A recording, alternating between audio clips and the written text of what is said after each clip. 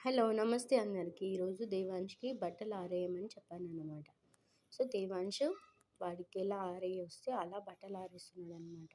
ఇలా పిల్లలకి చిన్న చిన్న పనులు చెప్పడం వల్ల వాళ్ళలో సెల్ఫ్ కాన్ఫిడెన్స్ పెరుగుతుంది. ఇంట్లో రెస్పాన్సిబిలిటీ అంటే ఏంటి? రెస్పాన్సిబిలిటీ షేర్ చేసుకోవడం అంటే ఏంటి తెలుస్తుంది. తర్వాత ఫ్యూచర్‌లో వాడికి ఏ ప్రాబ్లమ్ రాకుండా వాడి పనులు వాడికెలా చేసుకోవాలి అనేది అర్థమవుతుంది. దేవాంష్ బట్టలు ఆరేస్తుంటే చిట్టి కూడా చూస్తుంది ఎలా బట్టలు ఆరేస్తున్నాడని. సో, దీనివల్ల చిట్టి కూడా నేర్చుకుంటుంది. సో, దేవాంష్ పనుల్లో హెల్ప్ చేస్తున్నాడు కాబట్టి చిట్టి కూడా హెల్ప్ చేస్తుంది. బట్టలు నేను ఆరేస్తుంటే ఒక్కొక్కటి తీసిస్తుంది. బట్టలు ఆరిన తర్వాత తీయడంలో హెల్ప్ చేస్తుంది. ఇలా ఒకళ్ళని చూసి ఒకళ్ళు